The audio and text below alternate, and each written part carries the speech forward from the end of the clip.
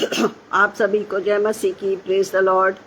परमेश्वर का धन्यवाद करती हूँ आज की हम इस संगति को जी जो हम आगरा मसीह मंडली के साथ करते हैं। आप सभी का हार्दिक स्वागत करते हैं। परमेश्वर पिता का धन्यवाद करते हैं कि उसने आज हमें एक दिन दिया और ये मौका दिया कि हम आगरा मसीह मंडली के साथ एक संगति को करने पाते हैं। इस पेज के लिए भी हम परमेश्वर का धन्यवाद करते हैं कि हम एक सुंदर समय और संगति अपने प्रियों से मिलने पाती है ताकि हम आत्मिक मजबूती में बढ़ते जाएं। सो पुनः आप सभी का आगरा मसीह मंडली के साथ इस सुंदर संगति में आप सभी का स्वागत है। परमेश्वर पिता आप सभी को बहुत आयत की आशीष दे।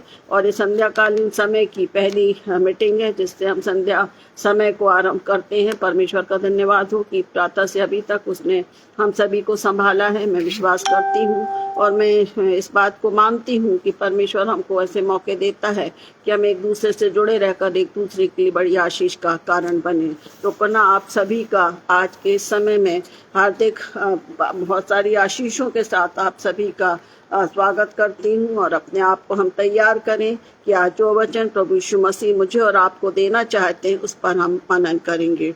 और आज जो विषय पर हम मनन करेंगे थोड़े समय, वो है नई पृथ्वी अर्थात स्वर्ग। और जब स्वर्ग है तो हम देखेंगे कि मनुष्यों के लिए स्वर्ग में क्या आशीषें हैं। इस विषय को लेने का मतलब मेरा ये था कि हम देख रहे हैं प्रियो कि वचन में जो भी बातें हैं, हम देखते हैं कितनी हृदय विदारक घटना हमारे देश में हो गई है और सच में हम समझ नहीं पाते हैं कि ये क्या है। पर हम धन्यवादित हैं कि परमेश्वर ने हमें वचन के द्वारा सब कुछ बता दिया है। और आज जब मैं विचार कर रही थी कि वर्णन क्या करें, और जब मैंने इस वचन को देखा कि नई पृथ्वी जो स्वर्ग है, जब हम उसके लिए हम जाएंगे हमको वो आशीषें वहाँ पर मिलेंगी। तो मैं विश्वास करती हूँ कि आप सभी प्रार्थना के साथ इस वचन पर हम मनन करेंगे कि जो नई पृथ्वी जो स्वर्ग है वहाँ पर हम कौन कौन सी आशीषों को पाने पाएंगे। इस स्थान पर रहते हुए परमेश्वर ने हम सबको आशीष दी है। कठिनाइयों में भी हमको उसने उठाया है, मौका दिया है। आज यदि हम सब इस पेज में जुड़े हैं, ये परमेश्वर का बड़ा अनुग्रह है। तो परमेश्वर का धन्यवाद इस समय के लिए, संगति के लिए। और इस वचन को पढ़ूंगी छोटी प्रार्थना के साथ, फिर हम आरंभ करेंगे। आज जिस वचन पर हम मनन करेंगे वो हमको मिलता है प्रकाशित वाक्य की किताब, उसका 21वां अध्याय और उसका 3 से 7 तक मैं पढ़ूंगी। प्रकाशित वाक्य 21 3 से लेकर 7 तक। क्या इस प्रकार लिखा हुआ है, फिर मैंने सिंहासन में से किसी को ऊंचे शब्द से यह कहते हुए सुना, देख परमेश्वर का डेरा मनुष्यों के बीच में है, उनके साथ डेरा करेगा और वे उसके लोग होंगे और परमेश्वर आप उनके साथ रहेगा और उनका परमेश्वर होगा। वो उनकी आंखों से सब आंसू पोंछ डालेगा और इसके बाद मृत्यु ना रहेगी, न शोक, न विलाप, न पीड़ा रहेगी। पहली बातें जाती रहीं। 5वां पद, जो सिंहासन पर बैठा था उसने कहा, देख मैं सब कुछ नया कर देता हूँ। फिर उसने कहा, लिख ले, क्योंकि ये वचन विश्वास के योग्य और सत्य हैं। फिर उसने मुझसे कहा, ये बातें पूरी हो गई हैं। मैं अल्फा और ओमेगा, आदि और अंतु मैं प्यासे को जीवन के सोते के जल में से सेंत में पिलाऊंगा। जो जय पाए वही इन वस्तुओं का वारिस होगा और मैं उसका परमेश्वर होऊंगा और वो मेरा पुत्र होगा। परमेश्वर इन वचनों के पढ़े जाने पर आशीष दे। आइए हम प्रार्थना में जाएंगे।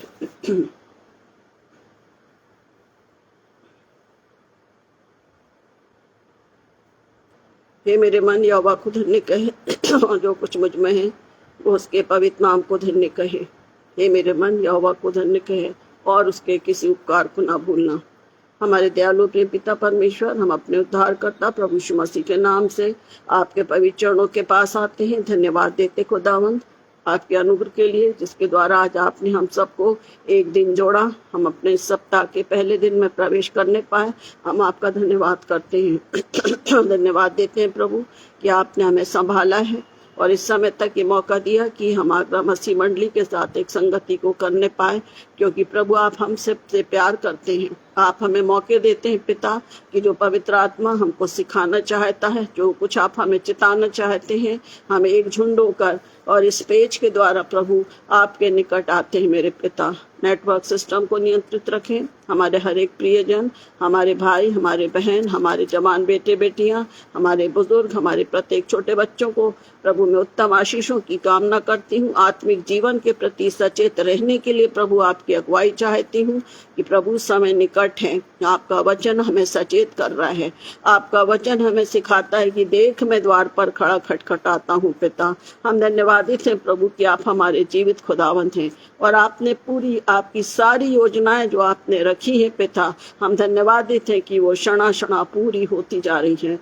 इस वचन पर जब आज हम मनन करना चाहते हैं प्रभु जी, पवित्र आत्मा आप मेरी अगुवाई करें, मेरे प्रियो की अगुवाई करें कि जब हम इस बात को सीखना जा रहे हैं, हम इस बात को मानते हैं, हम अपने आप को तैयार रखें कि प्रभु जी आप स्वर्ग में हैं और जब आप हमको लेने आएंगे तो उन स्थानों पर भी आशीषों की कमी नहीं है। एक के बाद एक आशीषें आप अपने संग रहने के बाद भी आप हमको देने वाले हैं। आज इस वचन पर हम मनन करना चाहते हैं, आपका नियंत्रण रखें, पवित्र आत्मा हमारी अगुवाई करें कि हम तैयार पाए जाएं। जैसे हम अपने सांसारिक घर में जब रहते हैं एक लालसा रखते हैं कि ये भी हो वो भी हो, और हम धन्यवादित हैं प्रभु कि आपने पहले से हमारे लिए सारा प्रबंध किया है। काश हम सभी जो इस समय आपके निकट हैं, हम अपने मन मस्तिष्क को आपकी ओर लगाएं, अपने आप को नम्र और दीन बनाएं, ताकि उस स्थान पर रहें जहाँ आप हमको रखना चाहते हैं। सभी बातों पर आपका नियंत्रण रखें। इस विनती को सुने और दया से ग्रहण करें, आमीन।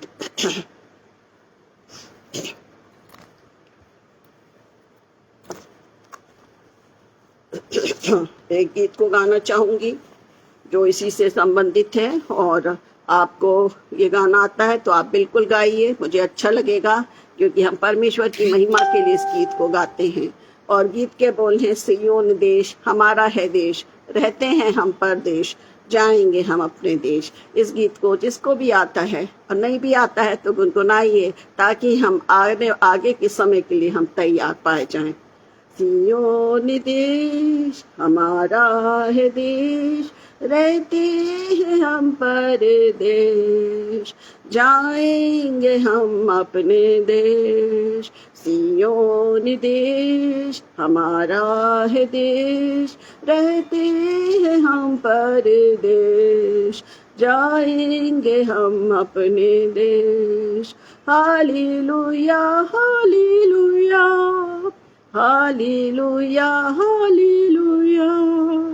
दुख जो हमारे यहाँ ना होंगे फिर वहाँ, दुख जो हमारे यहाँ ना होंगे फिर वहाँ, सारे दुखों का अंत होगा, सारे दुखों का अंत होगा।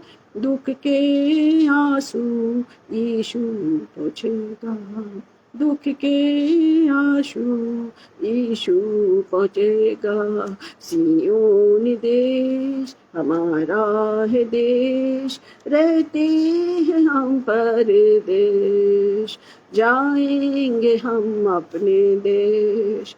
मन ना लगाए यहाँ, जाना है हमको वहाँ, मन ना लगाए यहाँ, जाना है हमको वहाँ। यहाँ के दुखों का अंत न होगा, यहाँ के दुखों का अंत न होगा, वहाँ के सुखों का अंत न होगा, वहाँ के सुखों का अंत न होगा। सियोन देश हमारा है देश, रहते हैं हम परदेश, जाएंगे हम अपने देश।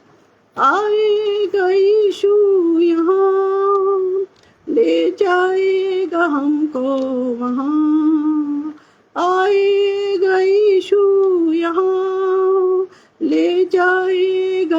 हमको वहाँ, वायदा यीशु का पूरा होगा, वायदा यीशु का पूरा होगा, अनंत जीवन हमको मिलेगा, अनंत जीवन हमको मिलेगा।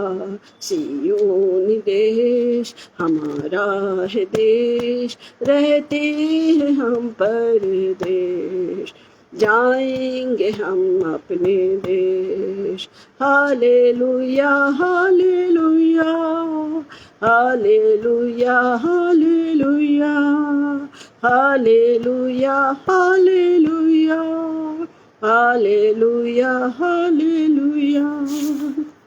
नई पृथ्वी अर्थात स्वर्ग पर मनुष्यों के लिए आशीषें, जाना है हमको वहाँ जिस जो हमारा प्रभु हमको लेने आएगा। इसके लिए हम अपने आप को तैयार करें, और जैसा हमने प्रकाशित वाक्य 21 और 3 से 7 में पढ़ा है, इसमें हम कुछ 6 बातों को देखेंगे कि जब हम प्रभु यीशु मसीह, जब हम नई पृथ्वी स्वर्ग में जब हम जाएंगे, हमारे लिए प्रभु ने 6 आशीषों को रखा है। और सारी आशीषें पर कुछ हैं जो मनन के लिए हैं, उन आशीषों को हम देखेंगे कि उसके बाद भी यहाँ तो उसने हमें आशीषों से परिपूर्ण रखा है प्रियो, पर वहाँ भी वो आशीषों को वो हमें देगा कि हम उसके संग बने रहें। कितनी उत्तम और कितनी खुशी की बात है जब बच्चे माता पिता के साथ रहते हैं, तब वे खुश रहते हैं, आनंदित रहते हैं। हमारा प्रभु, हम इस पृथ्वी पर हैं, हमारा प्रभु हमारे साथ है, हमारे लिए उसने सारी बातों को उसने रखा है, हमें जीवन दिया, हर एक खतरों से बचाया। हम सबके जीवन में बहुत सारे अनुभव और आशीषें हैं, परंतु जब हम वहाँ जाएंगे, जब हम उसके संग रहेंगे, तब भी उसने हमारे लिए बहुत सी आशीषों को रखा है। तो पहली आशीष है, परमेश्वर उनके साथ निवास करेगा। ये पक्की बात है कि जब हम प्रभु के पास जाएंगे, जैसा यूहन्ना 16 में लिखा है कि मैं अपने पिता के पास जा रहा हूँ, है ना, और मैं तुम्हारे लिए मैं अपनी तुम्हारे लिए जगह तैयार करने जा रहा हूँ। तो पहली बात है कि पहली आशीष जो हमारे लिए है, परमेश्वर उनके साथ निवास करेगा, क्योंकि हमने प्रकाशित वाक्य 21 और 3 और 2 में लिखा है।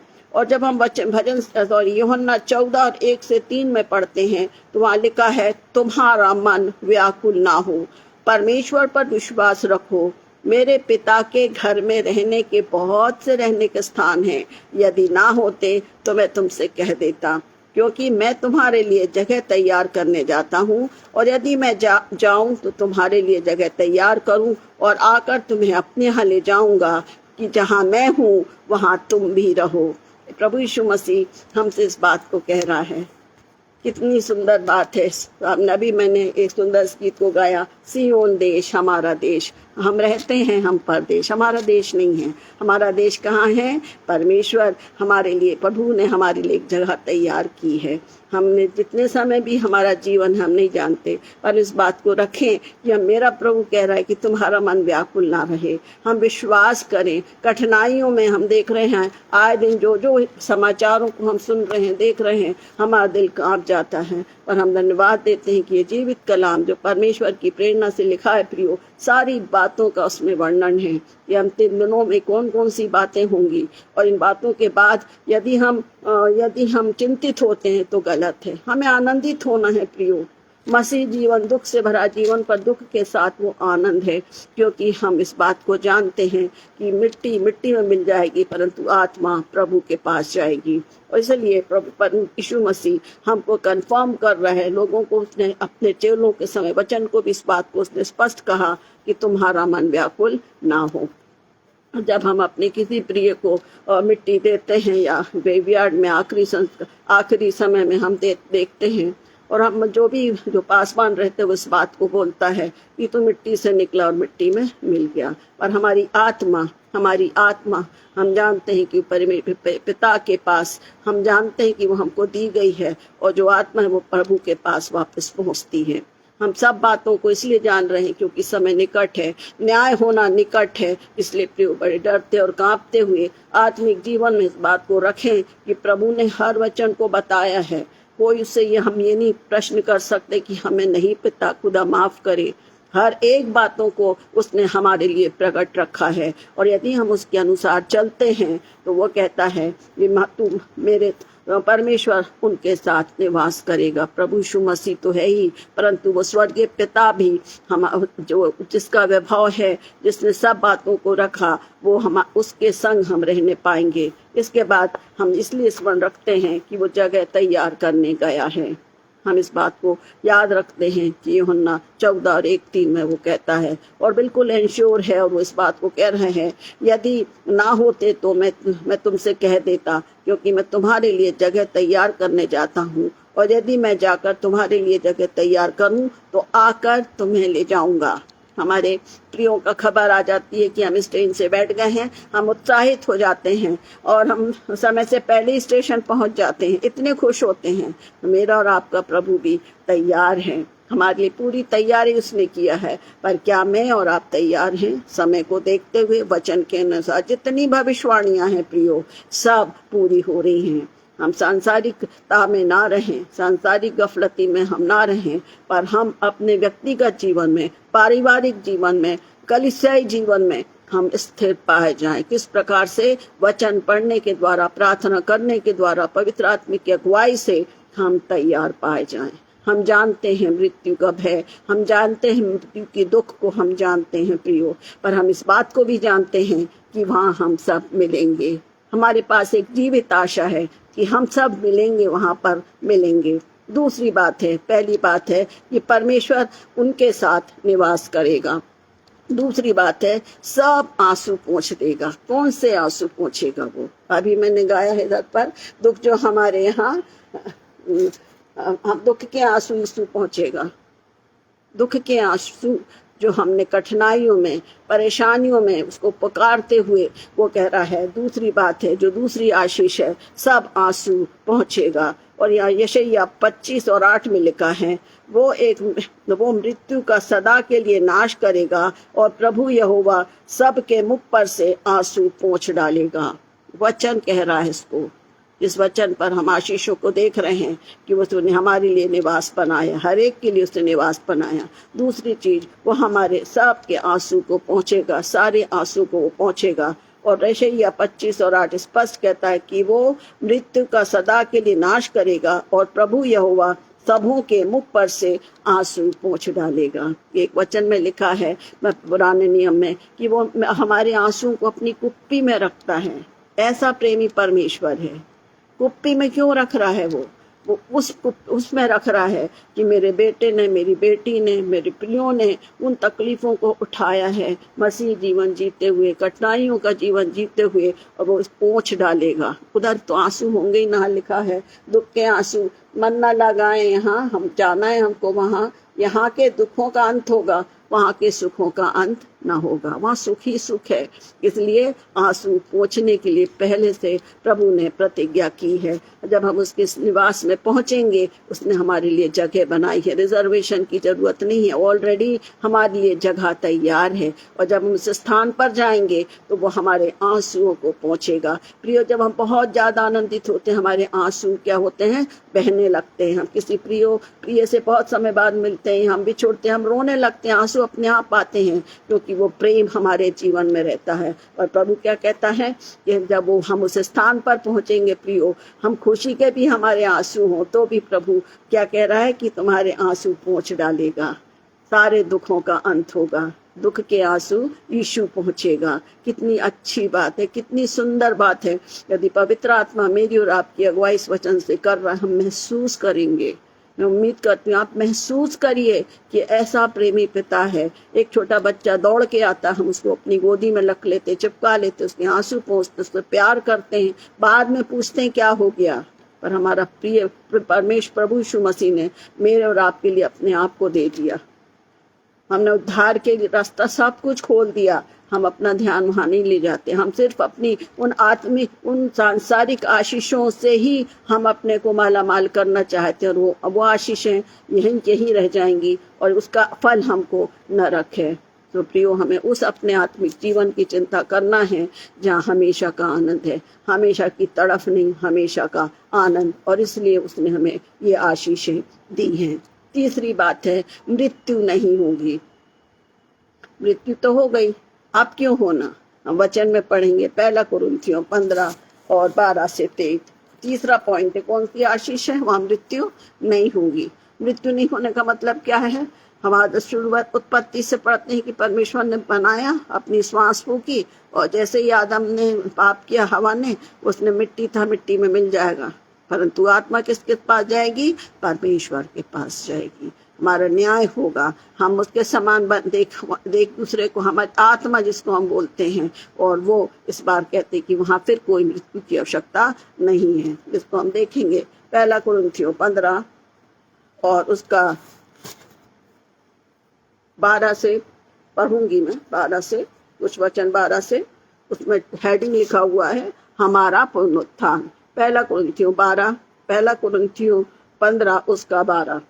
इसलिए जबकि मसीह का ये प्रचार किया जाता है कि वो मरे हुओं में से जी उठा, तो तुम में से कितने कहते हैं कि मरे हुओं का पुनरुत्थान है ही नहीं। यदि मरे हुओं का पुनरुत्थान है ही नहीं, तो मसीह भी नहीं जी उठा, और यदि मसीह नहीं जी उठा, तो हमारा प्रचार करना भी व्यर्थ है और तुम्हारा विश्वास भी व्यर्थ है। 15वां पद, वरन हम परमेश्वर के झूठे गवाह ठहरे, क्योंकि हमने परमेश्वर के विषय में ये गवाही दी है कि उसने मसीह को जिला दिया, यद्यपि नहीं जिला यदि मरे हुओं में से नहीं जुटते, और यदि मुर्दे नहीं जुटते तो मसीह भी जी नहीं उठता, और यदि मसीह नहीं जी उठता तो तुम्हारा विश्वास व्यर्थ है और तुम अब तक अपने पापों में फंसे हुए हो।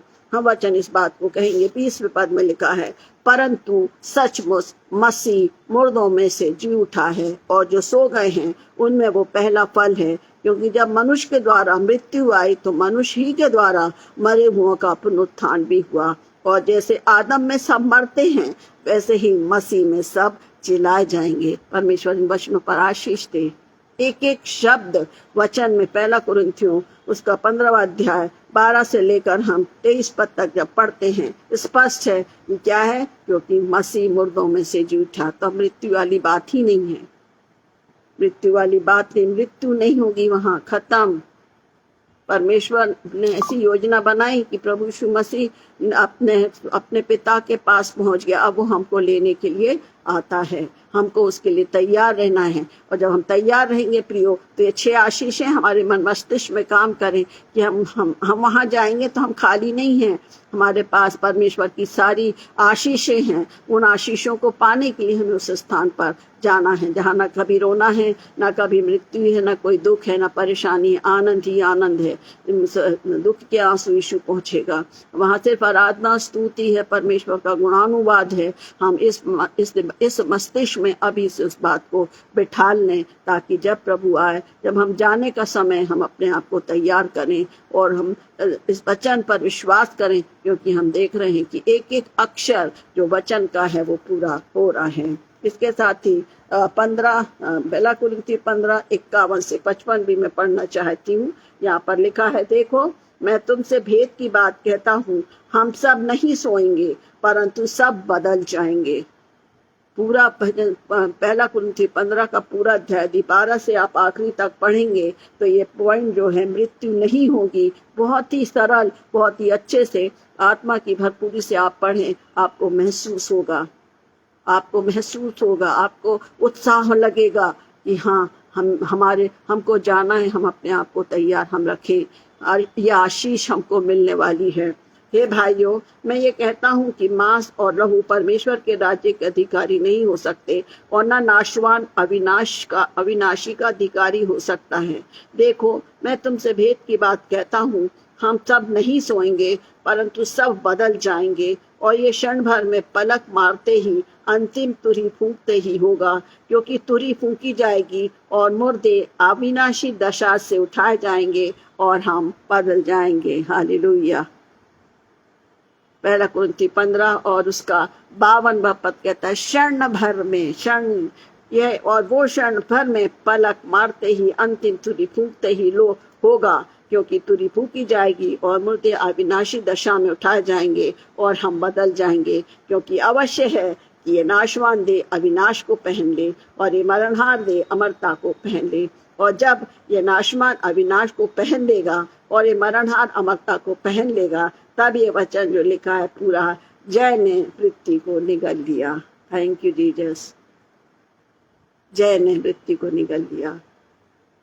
मैं आपसे निवेदन करती हूँ, आप लोग बड़े प्रेम के साथ, बड़े समर्पण के साथ वचनों को सुनते हैं। इस वचन को पढ़िए, तैयारी रखें, इस वचन को पढ़िए। प्रिय, मैं आप लोग से निवेदन करती हूँ, 1 कुरिन्थियों 15 और उसका 12 से इसमें पढ़िए कि कितनी बड़ी आशीष प्रभु ने मेरे और आपके लिए रखी है जब हम वहां पर जाएंगे। यहाँ तो अनगिनत आशीषें हैं, हम आशीष ही आशीष मांगते रहते हैं, पर उस स्थान पर हमारे मांगने से पहले परमेश्वर ने प्रभु ने वहां रखा है। चौथी बात है, पहली बात हमने देखा ये परमेश्वर उनके साथ निवास करेगा। दूसरा, वो हमारे आंसुओं को पूछेगा। तीसरी बात, वहां मृत्यु नहीं होगी। चौथी बात है, वहां पीड़ा नहीं होगी, कोई कठिनाई नहीं, तकलीफ नहीं होगी, सब कुछ नया होगा। जैसे अभी मैंने 21 में पढ़ा है, 5वें पद में लिखा है, जो सिंहासन पर बैठा था उसने कहा, देख मैं सब कुछ नया कर देता हूँ। पीड़ा नहीं होगी। पीड़ा की शुरुआत हुई है, उत्पत्ति से पीड़ा की शुरुआत हुई। उसने फल क्या खा लिया, फल तोड़ लिया, उसने उस आकर्षित हुई, वहां से जो पीड़ा चली हुई है। आप देखते हैं कि परमेश्वर ने उसको बोला कि जो जब तू बच्चा जनने की पीड़ा के लिए भी परमेश्वर ने उस स्थान पर बोल दिया। तो यहाँ जो है वो पीड़ा खत्म है। जो शुरुआत में जो सब कुछ हुआ है वो सब यहाँ पर खत्म हो जाएगा। वहां मृत्यु, आदम की वाटिका से मृत्यु शुरू हुई थी, वहां मृत्यु खत्म। वहां आंसू, पश्चाताप के आंसू थे, यहाँ आनंद वो आंसुओं को पहुंच देगा। क्रम से, जिस प्रकार से परमेश्वर ने सृष्टि को बनाया, अब हम देखते हैं जब हम उसके स्वर्ग लोक में जाएंगे, वो उन चीजों को उस आनंद में बदल देगा जो उस समय एक गलती के कारण, फल को खाने के कारण दुख में बदल गई थी। और उत्पत्ति 3 और 14 से 19 में लिखा हुआ है, तब परमेश्वर ने, उत्पत्ति 3 14 से 19 पढ़ रही हूँ। यहाँ लिखा है परमेश्वर का न्याय। तब यहोवा परमेश्वर ने स्वर्ग से कहा, तूने जो यह किया इसलिए तू सब घरेलू पशुओं और सब बनेले पशुओं से अधिक श्रापित है। तू पेट के बल चला करेगा और जीवन भर मिट्टी चाटता रहेगा। और मैं तेरे और स्त्री के वंश बीच में और तेरे वंश और उसके बीच में बैर उत्पन्न करूंगा। वो तेरे सिर को कुचल डालेगा और तू उसकी एड़ी को डसेगा। फिर स्त्री से उसने कहा, मैं तेरी पीड़ा और तेरे गर्भवती होने के दुख को बहुत बढ़ाऊंगा। तू पीड़ित होकर बालक उत्पन्न करेगी और तेरी लालसा तेरे पति की होगी और वो तुझ पर प्रभुता करेगा। 19वें पद में लिखा है, और अपने माथे की पसीने की रोटी खाया करेगा और अंत में मिट्टी में मिल जाएगा, क्योंकि तू उसी से निकाला गया है। तू मिट्टी तो है और मिट्टी ही में फिर मिल जाएगा। पीड़ा नहीं होगी वहां। शुरुआत वो सब हुई है, जैसा मैं बोलते जाए, जैसा परमेश्वर ने सृष्टि की रचना की थी पृथ्वी के लिए। अब जब उस स्थान पर हम जा रहे हैं, नई पृथ्वी अर्थात स्वर्ग, वो सब वहां पर वो चीजें जो परमेश्वर ने बड़े खुशी से बनाई थी, जो कलह बोलना चाहिए, जो एक श्राप ही थे, अब वो यहाँ पर सारी आशीषों में परिवर्तित हो रहे हैं। जो 6 आशीषों के विषय में हम मनन कर रहे हैं, वो हमारे साथ रहेगा, वो हमको नहीं छोड़ेगा, वो हमारे आंसू को पहुंच देगा। वहां मृत्यु जैसी कोई बात नहीं है, वहां पीड़ा। 5वीं बात, सब वस्तुओं के वारिस होंगे, है ना। किसी को वारिस होने का मौका मिला है, परंतु यहाँ हम देखते हैं कि वहां सब वारिस होंगे। 4 लड़के हैं तो इसको तबाड़ दो चलता रहता है, लड़ाई झगड़े इसी में होते हैं, घर इसी में बर्बाद होते हैं। परंतु जब जो स्वर्गीय आशीष है उसमें है सब वस्तुओं के वारिस होंगे। इसमें हम देखते हैं रोमियो 8 16 से 17 में, रोमियो 8 16 से 17 में लिखा है,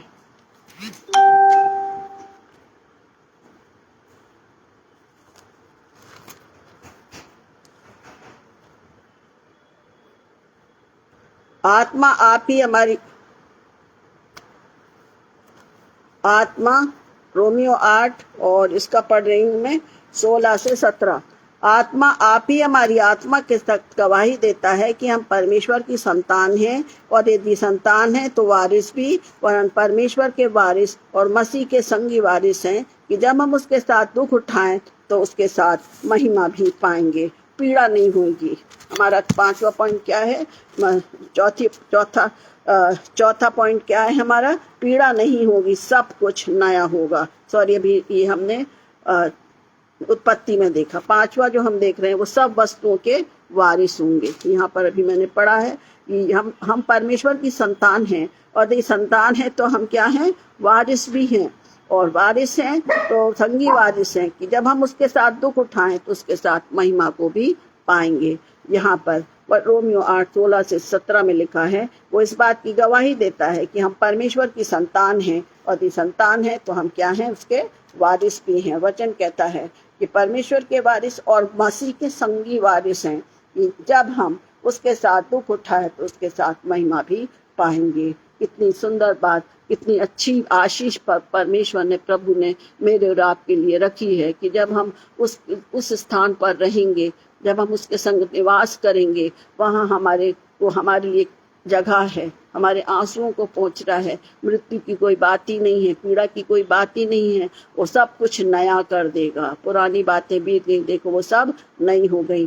सब वस्तुओं के वारिस होंगे, कि नहीं कि तू है जो बड़ा है वो ही वारिस होगा। सब वस्तुओं के वारिस, सब चीजों का वो हमको उसका वो हिस्सा, या वो हम उसके वारिस होंगे। छठवीं बात है अनंत पुत्रत्व। छठवीं बात है अनंत पुत्रत्व, मतलब हमको हमेशा, जैसे प्रभु यीशु मसीह उसका इकलौता पुत्र था, अभी हम देखते हैं उसने अपने पिता की पूरी इच्छा को पूरी किया। और यहाँ पहला यूहन्ना 3:1-2 में हम पढ़ते हैं, देखो पिता ने हमसे कैसा प्रेम किया कि हम परमेश्वर की संतान कहलाएं। हमारा छठवां पॉइंट है अनंत पुत्रत्व, मतलब हमेशा के लिए हम परमेश्वर के बच्चे बने रहेंगे, हमेशा के लिए अपने पिता के पास रहेंगे। पिता, पुत्र, पवित्र आत्मा हम देख रहे हैं, और वहाँ पर जब हम जाएंगे तब हम अपने प्रभु के साथ बने रहेंगे। इसलिए यूहन्ना अपनी पहली पत्री में कहता है 3:1-2 में, पहला यूहन्ना 3:1-2 में, कि देखो पिता ने हमसे कैसा प्रेम किया कि हम परमेश्वर की संतान कहलाएं, और हम हैं भी। हम अपने आप को जांचें कि क्या मैं और आप संतान हैं। कि हम एक शुरुआत से, जो बचपन से हमारा जीवन चला आ रहा है प्रियो, आज भी तो हम नहीं जानते समय कितना है, पर मैं आप सभी से निवेदन करूंगी कि विनती और प्रार्थना के साथ अपने आप को तैयार करें कि वचन क्या कह रहा है, परमेश्वर की संतान कहलाएं। और हम हैं भी, उधर पर सील लग गई है, हम हैं भी। इस कारण संसार हमें नहीं जानता, क्योंकि उसने उसको भी नहीं जाना, है ना। क्योंकि क्या लिखा है, हम हैं भी, इस कारण संसार हमें नहीं जानता, क्योंकि उसने उसे भी नहीं जाना, है ना। हमको नहीं पहचानता, मसीही हैं, ईसाई हैं, क्या क्या बोलेंगे उससे कोई फर्क नहीं पड़ता, पर हम इतना जानते हैं कि हम मसीही हैं, हम प्रभु में हैं। और जब हम प्रभु में हैं तो जब हम उस स्थान पर जाएंगे, प्रभु ने हमारे लिए पहले से एडवांस में वो आशीष हमको दी है कि हम हैं भी, होंगे नहीं, लिखा है हम हैं। देखो पिता ने हमसे ऐसा प्रेम किया कि हम परमेश्वर की संतान कहलाएं, और आगे लिखा है हम हैं भी। क्वेश्चन मार्क नहीं है, कोई डाउट नहीं है, हम हैं भी। इसलिए हम अपने आप को तैयार करें कि किस प्रकार से जो प्रभु यीशु ने, परमेश्वर ने हमारे लिए बातों को रखा है, हम बड़ी गंभीरता के साथ प्रियो अपने आप को इन दिनों में जांचें कि जब हमारा समय आए, जब हम समझाएंगे, तब हम इन 6 आशीषों को जो हमने सीखा है अभी के में, कि परमेश्वर उनके साथ निवास करेगा। हम चाहते हैं कि हमारे सब प्रियजन, हम चाहते हैं कि सब एक साथ हम घर में रहें। कभी ऐसा होता है कि 2 जन नहीं रहते, जो 2 जन रहते हैं, हम याद करते हैं थोड़ी देर में, 2 दिन के लिए भी। यहाँ हमारा प्रभु कहता है कि परमेश्वर उनके साथ निवास करेगा। परमेश्वर हमारे निवास करेगा। जब हम उधर जाएंगे, परमेश्वर यहाँ वहाँ नहीं जाएगा, वो हमारे साथ रहेगा। हमारे साथ रहेगा तो हमें आंसुओं की जरूरत ही नहीं है। फिर भी वचन कहता है कि हमारे आंखों से सारी आंसुओं को पोंछ देगा। तीसरी बात वो कहता, मृत्यु वाली बात ही नहीं है, क्योंकि जय ने मृत्यु को निगल लिया।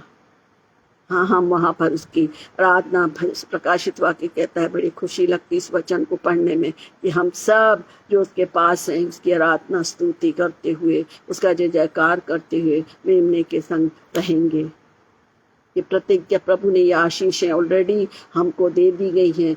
पवित्र वचन परमेश्वर की प्रेरणा से लिखा गया है। जो उसके लोग थे, जो चेले थे, जिनको उन्होंने इसमें प्रकट किया, वो इस बात को बताता है। फिर वहाँ कोई पीड़ा ही नहीं है। पहले तो पीड़ा ही पीड़ा थी, है ना। नरक जाना मतलब पीड़ा ही पीड़ा है, वहाँ पीड़ा नहीं है। सब कुछ नया हो जाएगा। जो हम सोचते नहीं है वो भी वो हो जाएगा।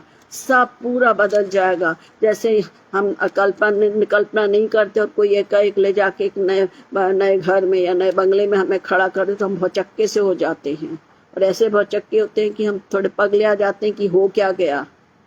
तो हम उस समय के लिए तैयार रहें जब प्रभु हमको क्या करेगा, अपने साथ ले जाएगा। इसलिए उसने सारी आशीषों को इस वचन में दिए हैं कि हम आनंदित रहें प्रियो। हम अपने आप को तैयार करें कि मेरे प्रभु ने सब कुछ कर दिया और सब वस्तुओं के वारिस होंगे। ये नहीं कि तेरे को ये मिल रहा, मेरे को ये नहीं मिल रहा। सब वस्तु, कौन सी वारिस, वहाँ कौन सी चीज है? परमेश्वर का धन्यवाद और स्तुति, धन्यवाद और स्तुति और महिमा, बस वही तो है। वहां पर सारे लोग खड़े होकर, सारे लोग वहां पर परमेश्वर का धन्यवाद धन्यवाद स्तुति करेंगे। सब वस्तुओं के वारिस, सिर्फ धन्यवाद, सिर्फ धन्यवाद और परमेश्वर की सजदा हम करते रहेंगे, जो विश्वास के साथ हम उस समय के लिए अपने को तैयार। और छठवीं बात है आनंद पुत्र। तो फिर हमें कोई नहीं कि ये इसकी जायदाद है या उसकी जायदाद है या ये वारिस, सिर्फ संगी वारिस हैं। वचन कहता है कि हम हैं भी, वचन है भी। बहुत अच्छा लगता है ये वचन जब मैं पढ़ती हूँ कि देखो पिता ने हमसे कैसा प्रेम किया। पहला यूहन्ना उसका 3 और 1 में, देवतों में, देखो पिता ने हमसे प्रेम किया है कि हम परमेश्वर की संतान कहलाएं। और जो सुंदर सा शब्द है जो हमको प्रेरित करता है, और हम हैं भी, और हम हैं भी। परमेश्वर वचनों के द्वारा हम सबकी अगुवाई करें कि हम अपने उस समय के लिए हम अपने आप को तैयार करें, क्योंकि हमको 6 क्या और भी आशीषें हैं। 6 आशीषें हमें बता दी गई हैं कि जब हम प्रभु के संग जाएंगे तब हमें सब कुछ मिलेगा। नया आकाश नई पृथ्वी, प्रकाशित वाक्य बताता है।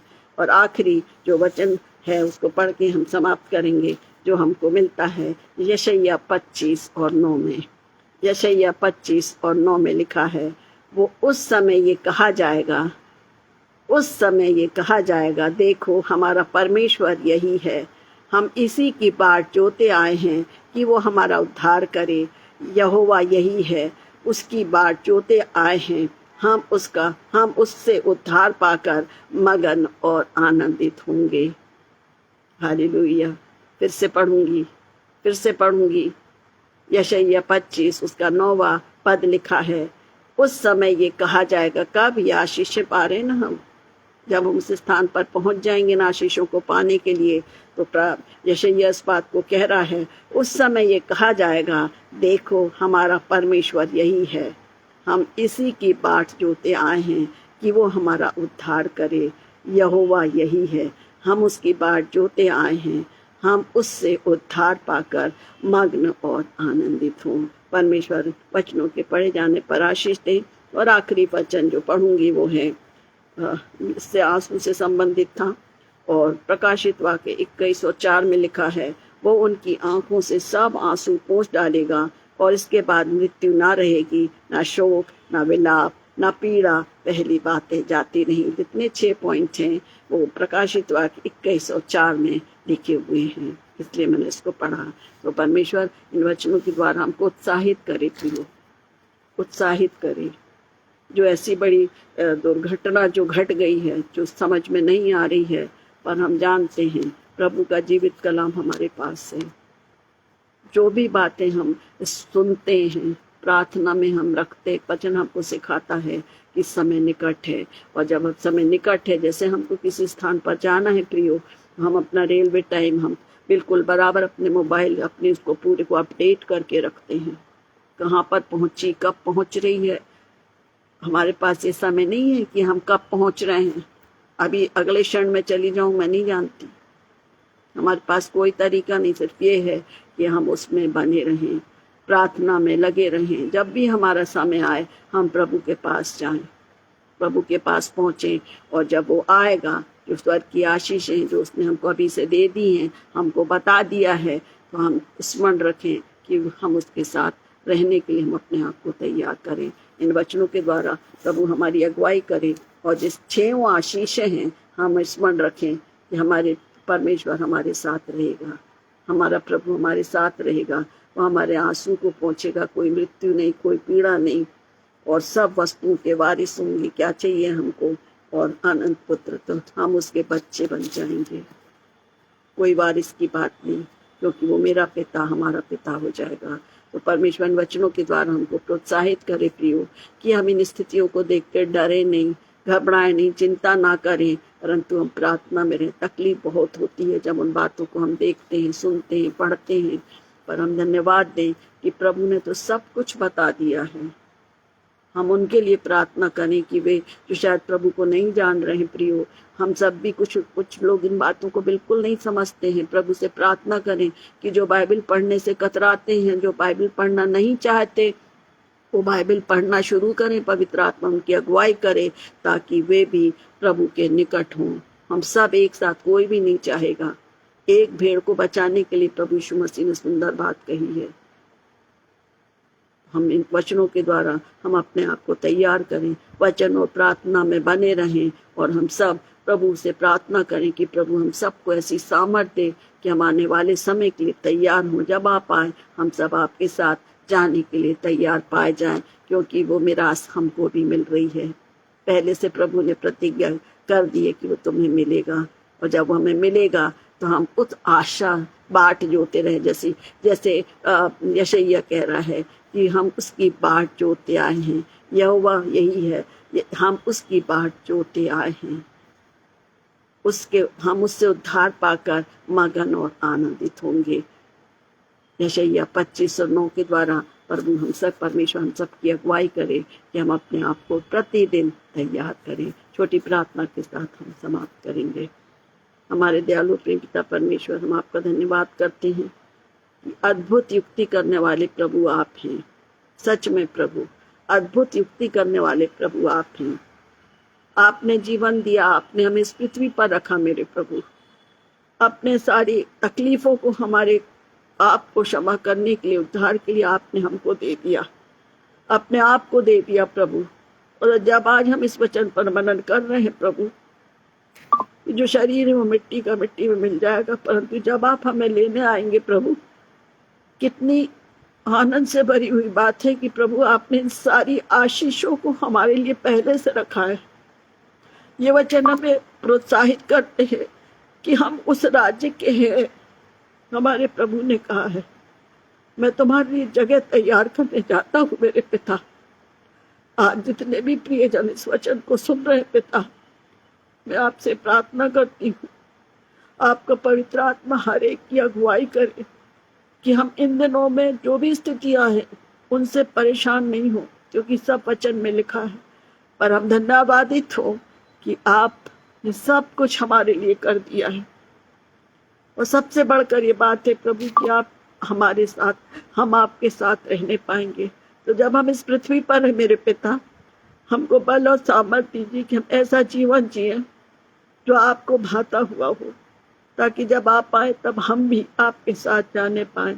मैं अपने हर एक प्रियो को जो इस वचन को सुन रहे हैं, बाद में सुनेंगे, हर एक के लिए प्रार्थना करती हूँ प्रभु, आपका पवित्र आत्मा एक एक से बातचीत करे पिता।